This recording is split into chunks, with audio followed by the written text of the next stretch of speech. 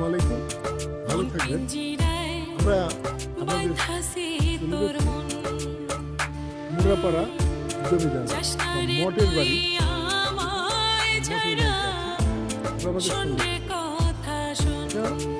19 শতকের দিকে এই বাড়িটি নির্মাণ করা। এখন আমরা যে স্থানে প্রবেশ করব সেই স্থানটি আমাদের তুলে ধরছি। ভাঙ্গা গেট দিয়ে আমি প্রবেশ করছি। আপনারা আমাদের সঙ্গে থাকবেন, সে আশা আমার কথা। এই যে দেখেন, এই গেট দিয়ে আমি যে প্রবেশ করছি, পিছনে ফিরে পিছনে রয়েছে বিশাল বড়